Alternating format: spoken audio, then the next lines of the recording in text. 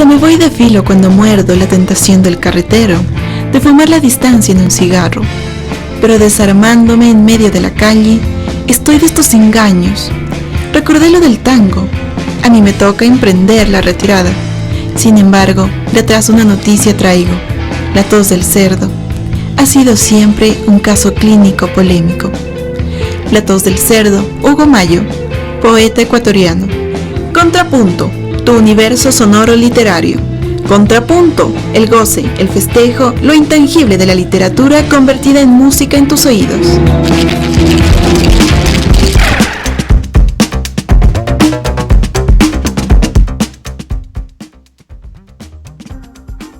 Bienvenidos, bienvenidas, buenas tardes, una vez más a este programa de literatura Contrapunto a través de la señal digital de Flaxo Radio, a través de nuestros canales en Facebook Live y por supuesto nos encuentras también en todas las redes sociales. Estamos en YouTube como Flaxo Radio, también Twitter @Flaxo Radio, en Instagram como Flaxo Radio y en Facebook Flaxo Radio. Gracias por acompañarnos en esta tarde.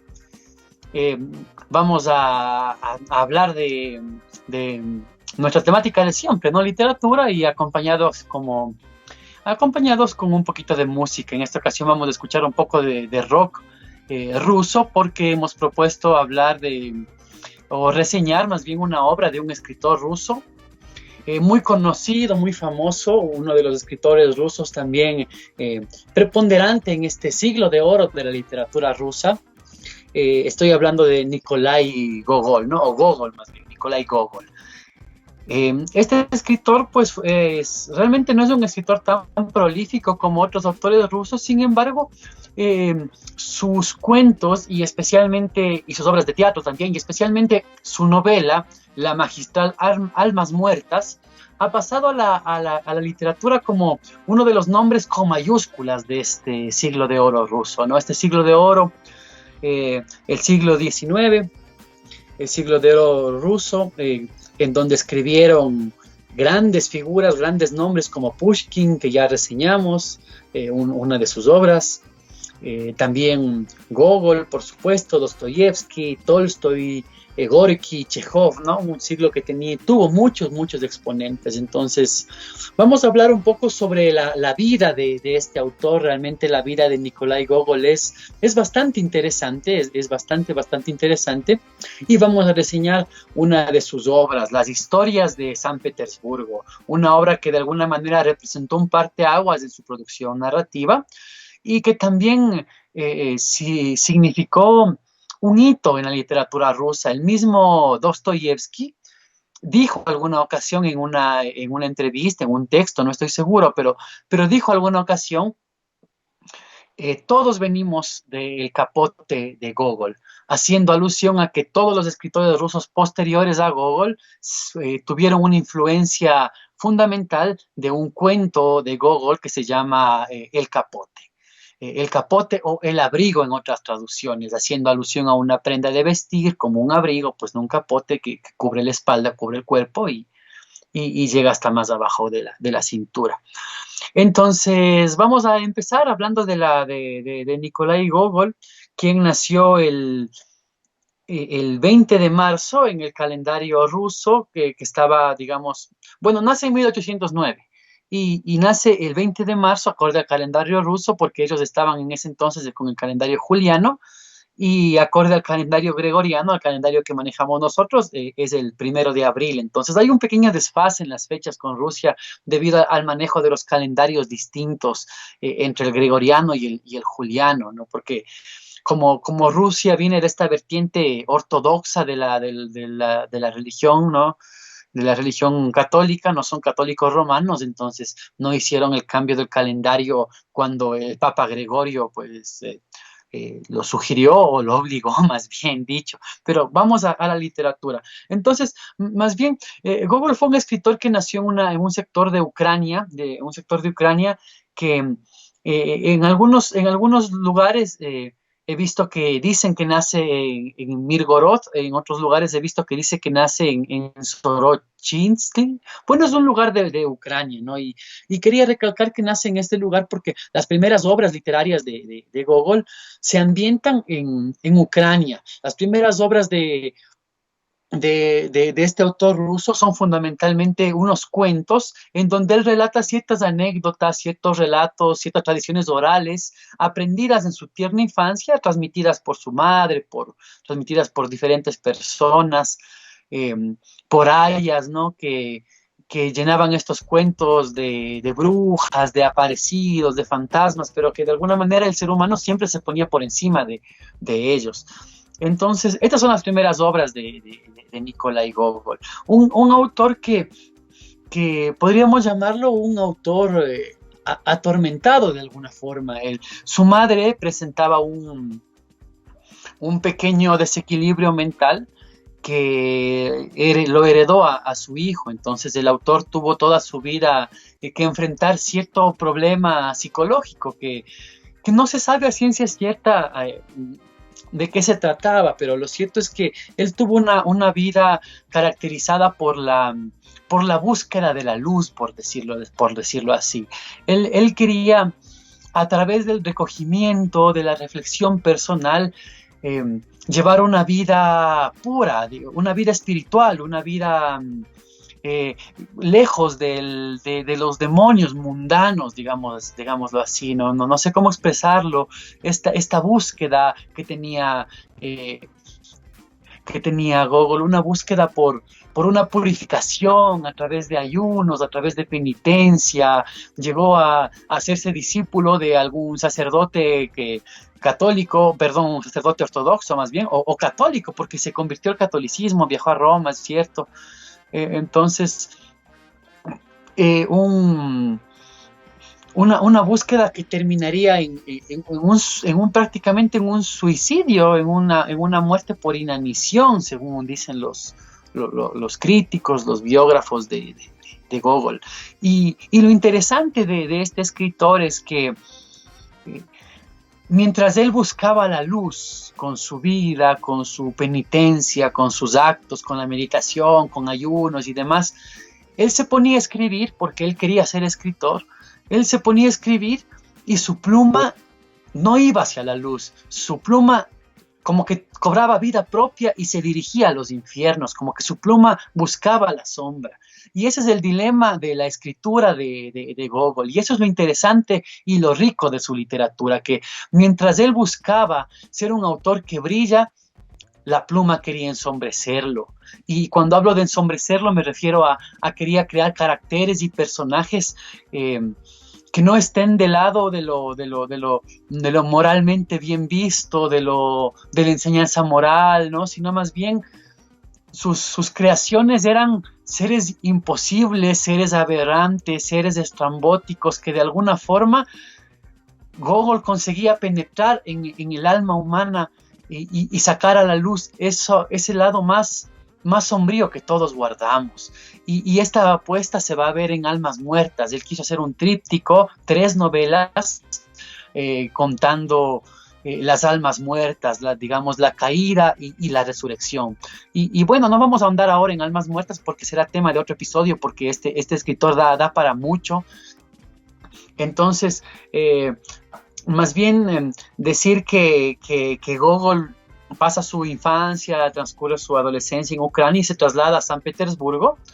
Y cuando se traslada a esta ciudad, intenta conocer a algunos de sus ídolos literarios, por ejemplo, a Pushkin. Y aquí hay una anécdota que cuentan algunos biógrafos, y es que Gogol llega muy emocionado a buscarlo a Pushkin, y bueno, él se hace avisar, ¿no? Se hace llamar que busca a Pushkin, y los criados, los siervos le dicen que en efecto que Pushkin está en casa, pero que no se lo puede interrumpir porque está en una tarea muy sumamente importante, entonces nadie puede interrumpirlo. Y bueno, Gogol se imaginó que Pushkin estaba escribiendo alguna obra de teatro, algún verso, algún cuento, ¿no? Pero lo cierto es que Pushkin se encontraba apostando, porque él era un apostador empedernido, y Pushkin decía, según esta anécdota, que si está escribiendo lo pueden interrumpir, no pasa nada, pero si está jugando, si está apostando, si está en un duelo, no lo pueden interrumpir de ninguna manera, porque era una cosa importantísima. Entonces un poco Gogol como que se se desilusionó un poco de Pushkin, ¿no? Sin embargo, después tuvieron una amistad muy importante. Incluso Pushkin fue quien inspiró a Gogol y quien le ayudó a publicar sus primeros cuentos. Su primer poemario, antes de las veladas ucranianas de Dikanka, fue un poemario mal recibido por la crítica, un poemario que digamos, no tenía ninguna calidad o cualidad estética ni temática, ¿no? Entonces fue mal recibido, fue criticado, y Gogol en lo flemático que era, ¿no? En lo pasional que era, él prácticamente cayó enfermo y buscó todas las copias de su poemario por Rusia para incendiarlas todas, porque no quería que nadie lea las creaciones mal hechas o inacabadas que había hecho, ¿no? Entonces, después, fruto con la amistad que tuvo con Pushkin, le ayudó a publicar las veladas de Dikanka, ¿no? En 2 partes, que sería las primeras obras de Nikolai Gogol. Y quería, ya para finalizar este primer segmento un poco biográfico, pues nada más contrastar un poco el carácter de Gogol con el carácter de Pushkin, ¿no? Que Pushkin, quien nos entregó obras históricas y también cuentos emblemáticos e imprescindibles en su colección Los relatos de Belkin, dentro de esta idea de los románticos, ¿no? De llevar una vida y una obra intensa y pasional, pues era jugador, apostador, como ya lo contamos en la anécdota, murió incluso en un duelo. Y Gogol, por el contrario, era una persona taciturna, callada. Muchos de sus críticos o muchas de las reseñas que hacen de su vida dicen que incluso él tenía un defecto, o más bien dicho, no un defecto, sino que su nariz era bastante grande, y él tenía un poco esa relación un poco compleja con su rostro. Entonces, esto le hizo que escriba un relato, justamente, que ya vamos a reseñar en la siguiente parte. Pero lo cierto es que Gogol tuvo esta vida melancólica, esta vida siempre en la búsqueda en su afán de una búsqueda de algo superior, de una vida espiritual. Y finalmente este fanatismo ciego, que no lo pudo equilibrar, lo llevó a una muerte temprana, y prácticamente se dejó morir de hambre prácticamente, ¿no? Y bueno, es lo que dicen sus biógrafos, ¿no? Y quemó además su obra. Entonces es muy interesante pensar en la vida de este autor, y nada, vamos a terminar este primer segmento escuchando un poco de rock ruso. Justamente en los 80 hubo una movida bastante interesante. En 1981 se inauguró el primer club de rock, bar de rock en San Petersburgo, y hubo una movida muy interesante de rock en San Petersburgo. Entonces, como hoy estamos reseñando los cuentos de San Petersburgo, vamos a escuchar rock de San Petersburgo de los 80. Entonces, la primera banda que vamos a escuchar es la banda Aquarium, una de las bandas más emblemáticas del rock ruso, con más de 40 años de trayectoria. Seguramente debe ser conocida para muchos de ustedes. Vamos a escuchar a la banda Aquarium y regresamos. El nombre del tema es un poco impronunciable porque está en ruso, así es que no vamos ni siquiera a intentarlo. Entonces, ya regresamos con el siguiente segmento.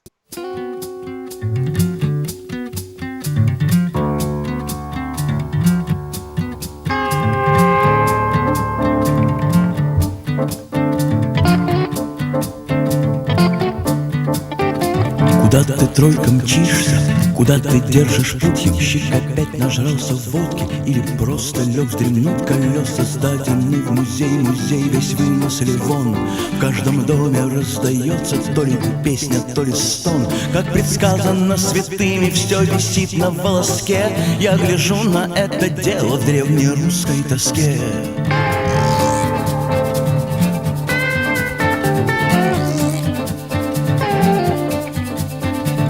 поле древней битвы нет ни копий, ни костей. И они пошли на сувениры для туристов и гостей. Добрыня плюнул на Россию и в Милане чинит газ. Алеша даром, что Попович продал весь иконостас. Один Илья пукает девок, скачав в одном носке. И я гляжу на это дело в древнерусской тоске.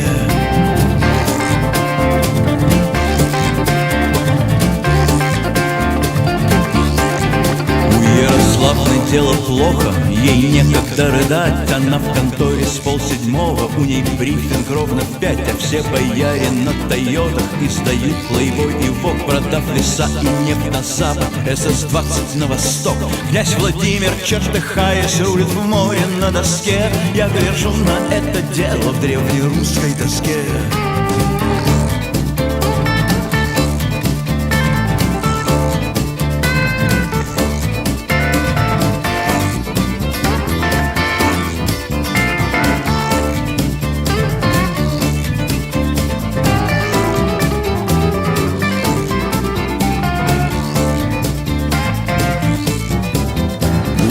Монастыря опять большой переполох. По мелкой речке к ним приплыл 14-рукий бог. Монахи с матом машут кольями, бегут его спасти. А бог глядит, что дело плохо, и кричит: пусти, пусти. Настоятель в женском платье так и скачет на песке.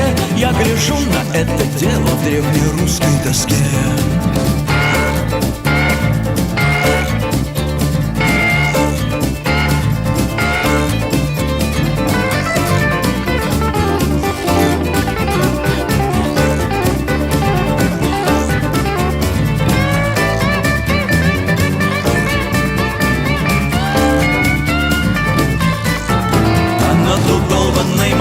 В небо лезут леса, турки строят муляжи Святой Руси за полчаса. А у хранителей святыни палец пляшет на курке.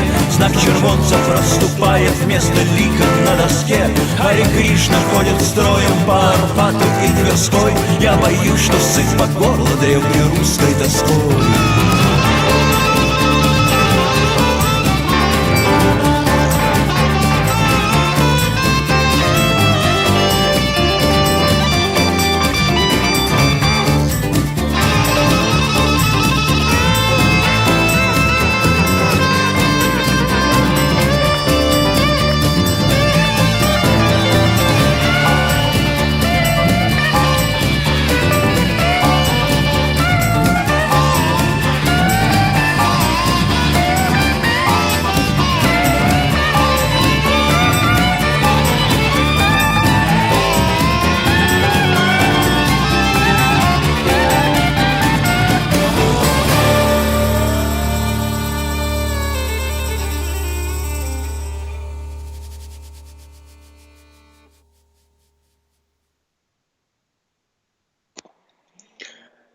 Estábamos escuchando a la banda Aquarium, un poquito de blues más bien, de los años 80, de la movida de San Petersburgo de los años 80. Y nada, veníamos hablando un poquito de la vida de Nikolai Gogol. Nada más decir que algunas de sus obras, justo entre este periodo de los cuentos de las veladas ucranianas de Dikanka y la publicación de las historias de San Petersburgo, también hubo una serie de cuentos agrupados en una colección llamada Mirgorod, en donde destaca la novela corta, que después fue ampliada para hacer una novela un poco más extensa, Taras Bulba, una novela un poco más bien de corte histórico, de carácter histórico. Pero yendo más bien ya al tema que nos compete el día de hoy para reseñar estas veladas, o más bien dicho, estas historias de San Petersburgo, decir que fueron novelas cortas escritas en el periodo de 1835 a 1842. Cuando Gogol llega a San Petersburgo, pues realmente queda un poco abrumado y sorprendido por la diferencia de la vida en su Ucrania campesina y la gran San Petersburgo, ¿no? La gran ciudad que empezaba a entrar en la modernidad, que de a poco iba burocratizándose, ¿no? Y Y dice Diana Uribe que la burocracia rusa tomó mucho de la milicia, entonces los grados jerárquicos se trasladaron de una manera bastante potente, digámoslo así. Entonces, esta burocracia rusa oprimía a los funcionarios, ¿no? Como hasta el día de hoy, ¿no? Estos tremendos y complejos mecanismos que existen para hacer un trámite, para generar un proceso administrativo y todo lo demás, ¿no? Que de alguna forma fueron retratados en la literatura de manera posterior y con precisión y con belleza por Kafka, entre otros. Entonces, en ese sentido, Gogol se adelanta, o más bien Gogol presagia, anuncia, es un profeta de todo lo que iba a venir después, tanto en la literatura rusa como en la literatura europea y universal. Pero vamos a ir viéndolo así por partes, que creo que me estoy adelantando por la emoción. Nada, decir que son estos cuentos, son 5 cuentos que de alguna manera tienen como característica principal el hilo conductor de estar desarrolladas en San Petersburgo, porque como decía, Gogol se sintió impactado cuando verificó este cambio de pasar del campo a la urbe, y entonces eso lo llevó a su pluma en situaciones un poco hasta febriles, un poco con estos personajes que son o funcionarios de mediana o baja escala dentro de la burocracia estatal, o artistas, pero artistas semi o medio marginales que se encuentran a medio camino entre la calle y la galería. Entonces, estos personajes que de alguna manera tienen caracteres tan fuertes y sensaciones tan vivas y son tan ensimismados, tan obsesionados con una idea, que esta idea les carcome por dentro hasta que explota en una fiebre corporal. Es decir, una idea es tan fuerte que se vuelve corpórea, que se vuelve un dolor físico, que se vuelve fiebre. Y esto después vendría en mucha de la literatura posterior, ¿no? Entonces, recordemos a Raskolnikov, por ejemplo, que enferma de culpa, solamente por citar uno, ¿no? En 1835, Gogol publica los tres de estos relatos que serían considerados historias de San Petersburgo. Se trata de La perspectiva Nevsky, El retrato y Diario de un loco. Posteriormente salieron a la luz también los retratos, más bien dicho, los relatos La nariz y el capote. Y estos 5 relatos, junto a otro que también escribió, que se llama El carruaje, pero que no está ambientado en San Petersburgo, pero es de la misma época. Algunas ediciones cuando lo incluyen, otras no, pero básicamente estos 5 relatos conforman las historias de San Petersburgo o las novelas de San Petersburgo. 5 textos impresionantes por su calidad y por su variedad estilística y temática. Vamos a ir pensando, o vamos a ir viendo ciertas cuestiones, ciertos elementos de cada uno de estos cuentos. Obviamente de forma rápida, porque no nos da el tiempo. El primero de estos cuentos, La perspectiva Nevsky. La perspectiva Nevsky, primero decir que en Rusia perspectivas son las avenidas, por eso algunas ediciones la traducen como la avenida Nevsky, pero cuando te encuentras en un libro de literatura rusa, perspectiva es una calle, es una avenida, ¿no? Ustedes, queridos lectores, queridas lectoras, yo sé que ustedes lo saben. Entonces, la perspectiva Nevsky toma el nombre de uno de los héroes más clásicos también de Rusia, de Nevsky, ¿no? Este defensor que se enfrentó a las invasiones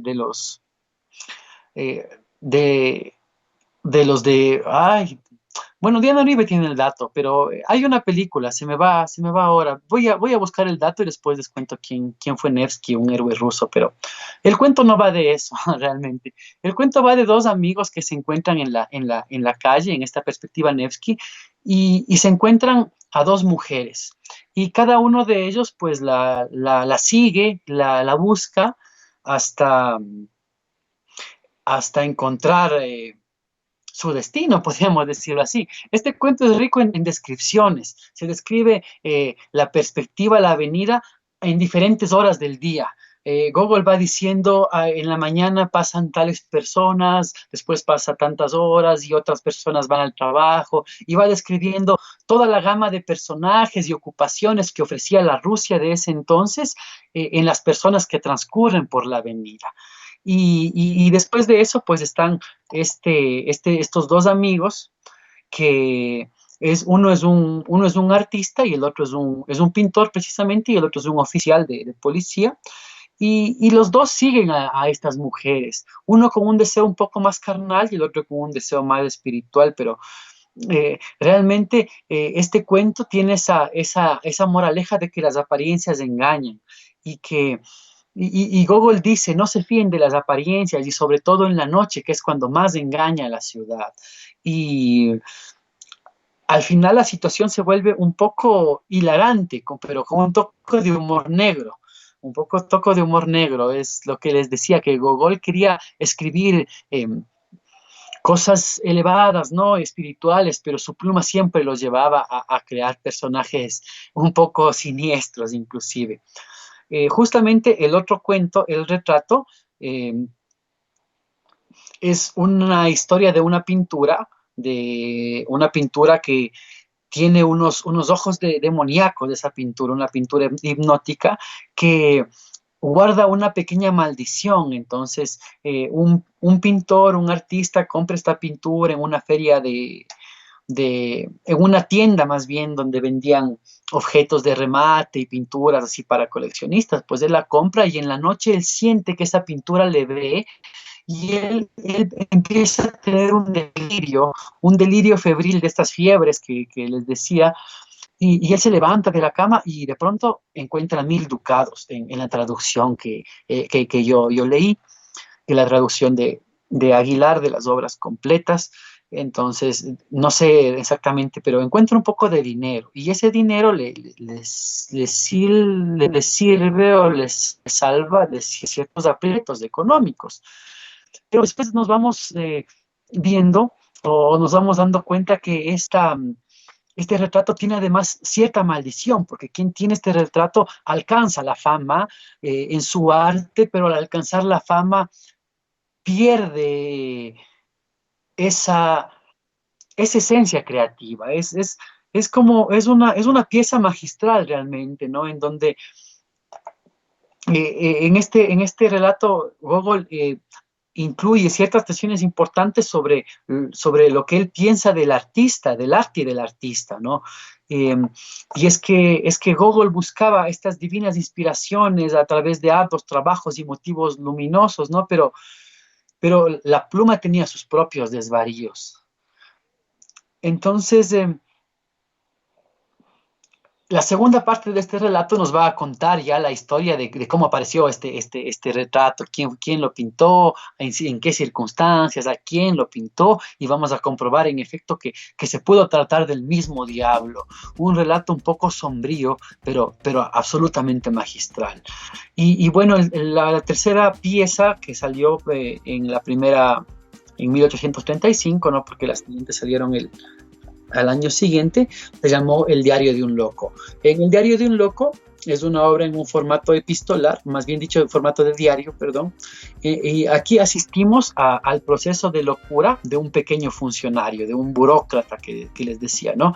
Que ascenderá de pronto un poco en su servicio de oficina y después se volverá loco, así entablará conversaciones con los perros, perseguirá por ahí a un can para preguntarle cosas de la hija de su jefe. Después finalmente dirá que es Fernando VIII, el rey español, y se trasladará hasta las cortes españolas. Y es un relato bastante gracioso. La mayoría de los protagonistas de estos relatos son seres humildes, así tanto los artistas de los cuentos anteriores como esta persona son personas prácticamente pobres, marginales, escasos de recursos, cortos de imaginación, mediocres inclusive, temerosos y que están esperando la vida entera su oportunidad para acariciar la gloria. Pero siempre son derrotados en sus intentos, ¿no? y son derrotados ante un sistema burocrático, injusto, desigual, que estaba desplegado en la Rusia de aquel entonces. Entonces, cuando los sueños se muestran inalcanzables, se aprecia el amargo sabor de la derrota, ¿no? Entonces lo único que queda más bien es la locura, no como un sendero a la redención, sino más bien como una trampa del ingenio, porque el loco es un cuerdo racional que utiliza la locura para conseguir objetivos que le están vedados o prohibidos en su condición de sano, para divertirse y burlarse de otros, que ocupados en procesos administrativos, en este cuento, pues van a destinar al orate, al sanatorio. Al final de cuentas, este orate no logra recuperar más bien no hace que su raciocinio se apegue a la realidad, sino que se quede en la locura, ¿no? Y un poco estas ideas sobre la locura pues tienen su germen en la interpretación que hace sobre el Quijote Jesús Maestro en la crítica de la razón literaria, un poco para situar un poco esta última reflexión. Entonces, son estos 3 relatos publicados en ese año.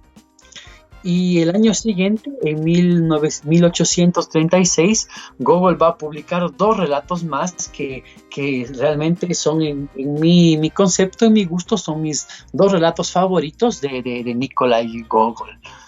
Estos relatos son La nariz y El capote, 2 relatos que prefiguran mucho de lo que sería la literatura posterior en Rusia y en Europa y obviamente en todo el mundo, ¿no? La nariz es un cuento hilarante y fantasioso. Una nariz de pronto desaparece de súbito del rostro de un funcionario que pierde sus anhelos de un buen trabajo y de un matrimonio, porque figúrese usted, dice, ir a la oficina sin nariz, o sea, ¿cómo le van a dar el trabajo, no? Y de pronto este oficinista buscará a su nariz por las calles y encontrará a su nariz vestida de funcionario, y la nariz vestida de funcionario haciendo diligencias y nada, pues Gogol de pronto este funcionario que perdió su nariz empieza a recorrer la ciudad, visitando la intendencia, visitando el periódico, visitando altos funcionarios para pedir ayuda, ¿no? Y en este tránsito por estos lugares, Gogol va mostrando algunos lugares y oficios de Petersburgo. Y en este recorrido también Gogol va ensayando lo que después haría en Almas Muertas, cuando el protagonista Chichikov va a recorrer en un carruaje por toda Rusia prácticamente, ¿no? Entonces, este es un cuento, La nariz, fascinante, porque es un cuento en donde la realidad y la fantasía convergen y pierden su frontera. Y lo interesante es que Gogol lo cuenta como que estuviera yendo a comprar el pan, o sea, como que estuviera narrando una crónica de un hecho que vio en la mañana, como si fuera algo que no tuviéramos por qué sorprendernos, como que fuera un hecho cotidiano, cuando está contando algo absolutamente absurdo y gracioso e hilarante. Entonces es un cuento fenomenal, absolutamente recomendado. Incluso me da un poco de risa porque me acuerdo del cuento y es uno de los cuentos con los que más me he reído y más he disfrutado en este último tiempo. Es un texto imprescindible, ¿no? Yo incluso le coloqué en mi reseña que este cuento, La nariz de Gogol, es una receta para las agonías y los dolores. Así es que cuando tengamos un mal día, acercarse a este cuento pues es una buena idea, ¿no? Y este humor inverosímil, esta manera de narrar acontecimientos extraordinarios de la forma más ordinaria, como que no aconteciera nada fuera de lo normal, un poco me recuerda a lo real maravilloso de Alejo Carpentier, ¿no? Y es que de pronto esto del realismo mágico que fue un boom en los 60s en Latinoamérica, ¿no? También podría ser que ya venía aconteciendo en la literatura, sin títulos, sin cuestiones así, ¿no? Porque las mitologías locales siempre se han intrincado, se han imbricado, se han intersecado con la literatura, con las costumbres de los pueblos, y estas costumbres han sido llevadas a la literatura de muchas formas. Entonces nada, pudiera ser aquí un pequeño también presagio de todo lo que vendría. Es que Gogol, como les decía, influye en muchísima de la literatura posterior. Nos queda por hablar del Capote y vamos a hacer una pausa con un fragmento musical antes de hablar del Capote, quizá el mejor de los cuentos de Gogol, de quien Dostoyevsky dijo, todos venimos de ese cuento, del Capote de Gogol. Y bueno, y siguiendo nuestro recorrido por la música de San Petersburgo de los 80, nos encontramos con otra de las bandas bastante protagonistas o interesantes, que se llama, o más bien que se pronuncia Kino, según entiendo, una banda fundada igual en la década de los 80 y que en la actualidad sigue presente y sigue gozando de gran popularidad y vendiendo todavía discos. Y vamos a escuchar una de sus canciones más emblemáticas precisamente de esta primera etapa de la década de los 80, de la banda Kino de Rusia, música rusa, literatura rusa en contrapunto a través de Flaxo Radio. Ya regresamos.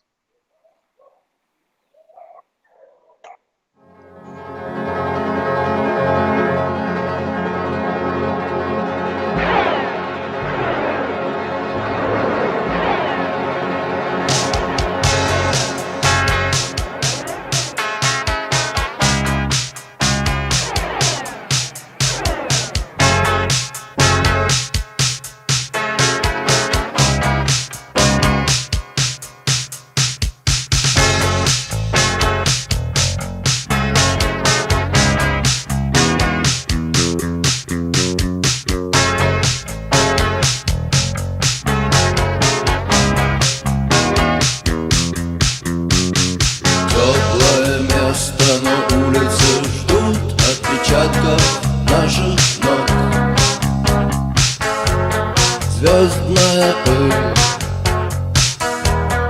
на сапогах, мягкое кресло, клетчатый плед, не нажатый вовремя курок. Солнечный день в ослепительных снах, группа крови на рукаве, мой порядковый номер на рукаве. Пожелай мне удачи в бою, пожелай мне не остаться в этой траве, не остаться в этой траве. Пожелай мне удачи, пожелай мне удачи.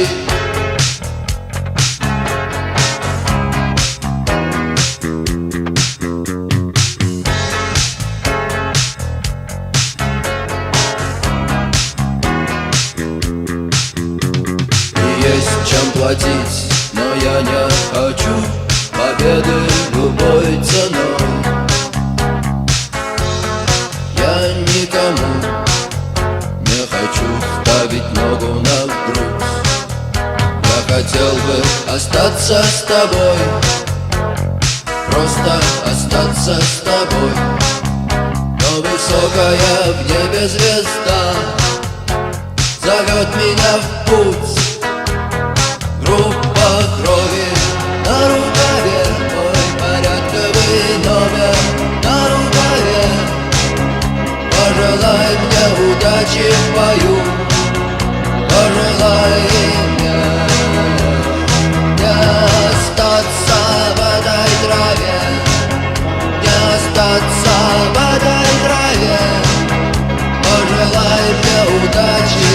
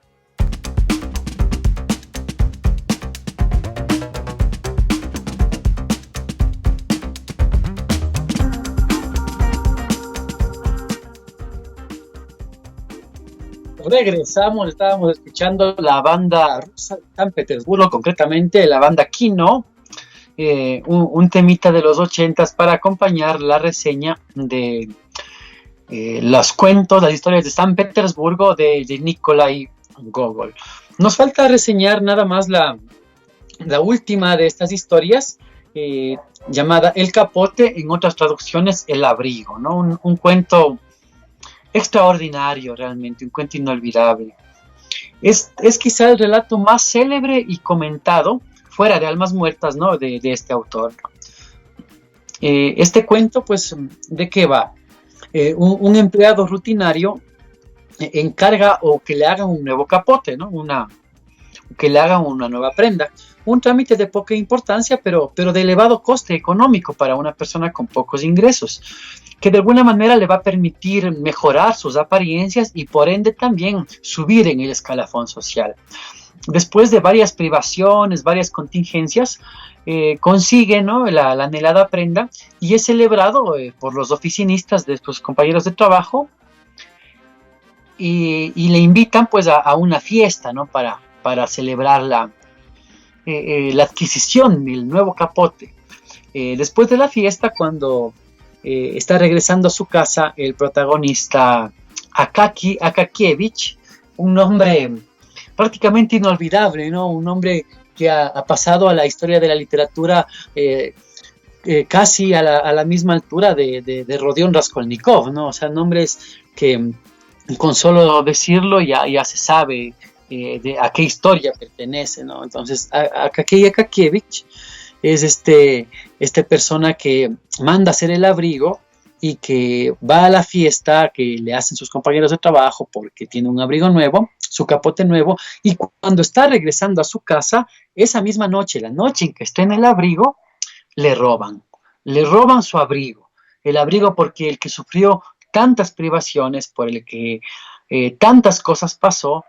Entonces, el crimen perpetrado y la tristeza de Akaki Akakievich serán sumamente indiferentes para todos. A nadie le interesan las desgracias de los marginados y es así. En esta historia, Gogol ofrece una tierna y embriagadora descripción de la desesperanza y el desahogo. Aquí hay una visión de la visión de Gogol de ver al ser humano movilizado por una vez en su vida, es decir, en algún momento de la trama nos cuentan que Akaki es un funcionario absolutamente mediocre, que ha hecho por años lo mismo, que es cotidiano, rutinario, que no tiene ninguna chispa de vida.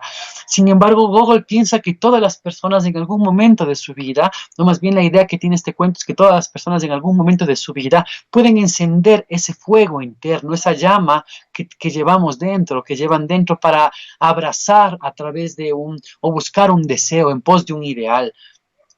No importa que este ideal sea conseguir un abrigo nuevo. Pero Gogol también nos dice que la sociedad es tan férrea, tan firme, tan aplastante, que aún los sueños de los miserables y de los más pequeños son infructuosos, porque no llegan a su culmen, porque cuando Akaki tiene su abrigo nuevo, esa misma noche le roban. Akaki hace castillos que se caen en el aire, ¿no? Entonces, en Akaki Akakievich, el capote constituye un impulso de vida, y aunque sea solo una apariencia, realmente es su motor, y la pérdida de este capote resulta el aciago rostro del terror. Es como cuando Akaki pierde este abrigo, es como que al lector se le cayera la venda de los ojos, como que encontrara la brutalidad humana en su más cruel dimensión, la adversa, digamos, la adversa forma de vida de la Rusia de ese entonces y quizá de este entonces y quizá también del futuro.